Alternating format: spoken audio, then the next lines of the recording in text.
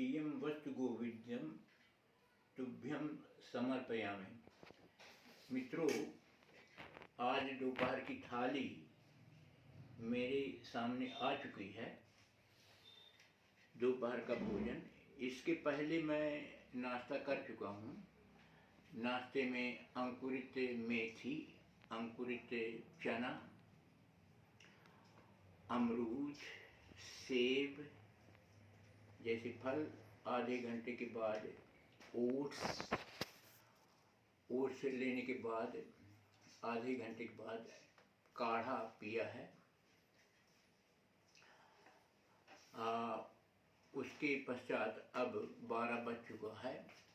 अब दोपहर की थाली मेरे सामने है। आप देख रहे हैं कि थाली में सलाद है। यद्यपि मैं सलाद भी खा चुका हूँ, 11 बजे के लगभग पूरे प्लेट भर सलाद खा चुका हूँ, फिर भी मेरी थाली में ये सलाद के रूप में मूली के कुछ टुकड़े, टमाटर के कुछ टुकड़े सलाद के रूप में, ये अरहर की दाल एक कटोरी, ये ज़रा सा चावल है मेरे थाली में, और 3 ये गेहूं की रोटी है, और पानी रखा है। पानी का सेवन मैं बहुत कम करूँगा। आज की इस थाली की विशेषता ये है, और मैं आपको ये बताना चाहता हूँ कि ये जो मेरे सामने साग है, जिसको भाजी भी कहते हैं, चने की साग है, जो नवंबर के पहले सप्ताह से बाजार, हाट, गली, कोना सब जगह उपलब्ध होती है। चना की साग उत्तर भारत के उत्तर प्रदेश, मध्य प्रदेश, महाराष्ट्र, पंजाब, हरियाणा,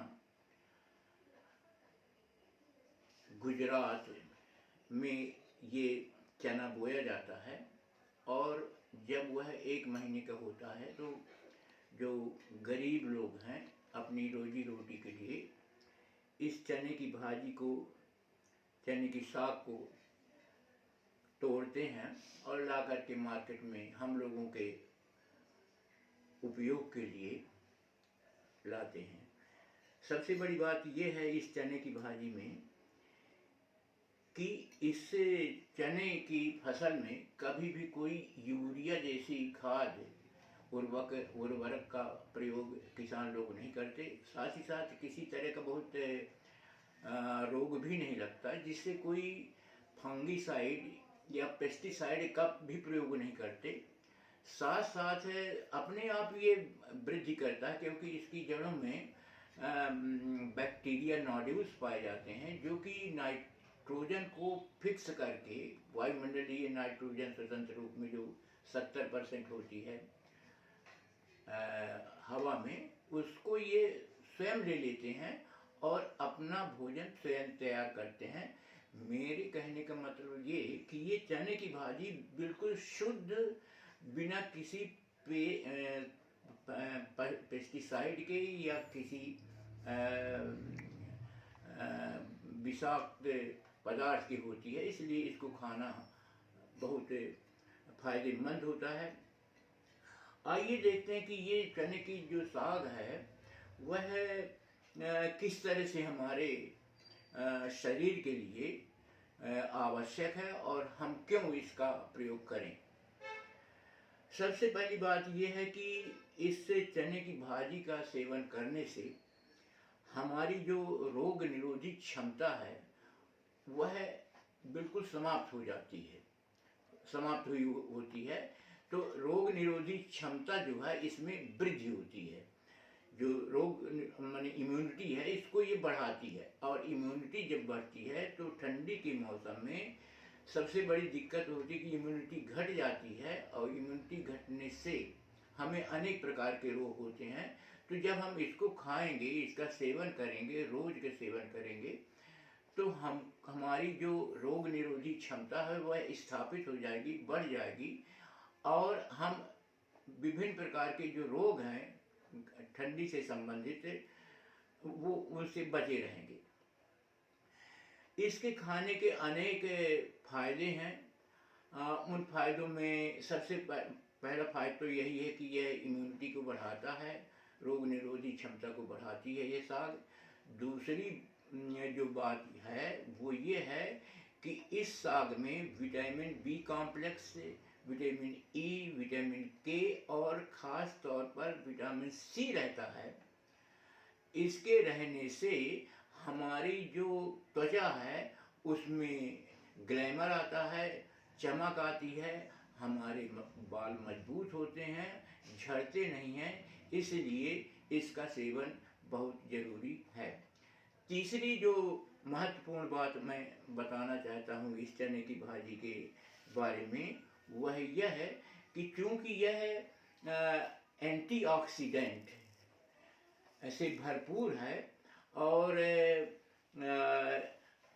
विभिन्न प्रकार के जो खनिज तत्व हैं उनसे ये भरपूर है, इसके सेवन से हमारी जो कब्जियत वाली समस्या है, कॉन्स्टिपेशन वाली समस्या है, वह समाप्त होती है। और जब हम इसका सेवन करते हैं तो बड़े आराम से हमारे जो मोशन है, टट्टी वाले विकार हैं वो समाप्त होते हैं और हम यहाँ तक कि जो कब्जियत से संबंधित जो रोग हैं उनसे हमको फ़ायदा मिलता है। जो तीसरी सबसे बड़ी चौथी बात है वो ये है कि ये आँखों की रोशनी को बहुत फ़ायदेमंद है। यदि हम इसका सेवन नियमित रूप से करते हैं तो नियमित रूप से सेवन करने से हमारी आँखी की ज्योति बढ़ती है और यदि किसी तरह का मायोपिया है या कैटरेक्ट है, कोई भी आँख के समस्याएं हैं, उसमें यह बहुत कारगर है। जो महत्वपूर्ण पांचवा बिंदु है जो मैं जोर देकर बताना चाहता हूँ वह यह है कि आप समझिए कि जो चावल है, ये चावल, इसका ग्लाइकेमिक इंडेक्स 70 और 80 के ऊपर रहता है और इस चने की भाजी का ग्लाइकेमिक इंडेक्स केवल 15 रहता है। तो इसके सेवन से जो मधुमेह के रोगी हैं, डायबिटीज़ के रोगी हैं, शुगर के रोगी हैं, यदि इसका सेवन करते हैं तो इसका सेवन बिल्कुल निरापद है और किसी तरह के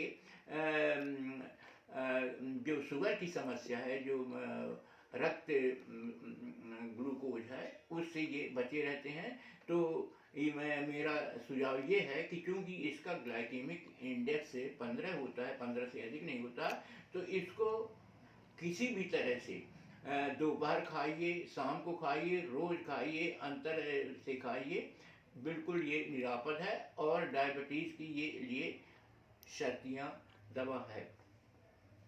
इस तरह से मैंने इस साग के बारे में, चने की साग के बारे में बताया। एक चीज़ और ये बताना चाहता हूँ कि चूँकि इसमें एंटीऑक्सीडेंट हैं और हर तरह से इसमें फाइबर्स हैं, तो फाइबर और एंटीऑक्सीडेंट जो है वो बुढ़ापे को भी रोकता है और आदमी हमेशा स्वस्थ, ताज़ा और फ्रेश महसूस करता है। साथ ही साथ इसको खाने से जो मानसिक परेशानी है, मानसिक स्ट्रेस है, मानसिक तनाव है, वह भी इस साग के खाने से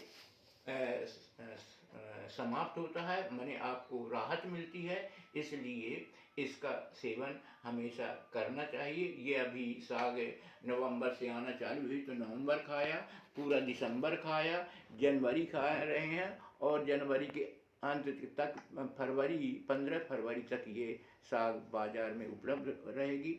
इस तरह से यदि ये वीडियो आपको पसंद आया हो और अच्छा लगा हो तो आप भी चने की साग, चने की भाजी जो बनाने का तरीका मैं अगले वीडियो में बताऊंगा, किस तरह से बनाई जाती है, ये अगले वीडियो में बताऊंगा। आप भी सेवन करें और यदि ये वीडियो आपको पसंद आया हो तो बेल आइकन को दबाइए और शेयर करिए और स्वस्थ रहिए, प्रसन्न रहिए।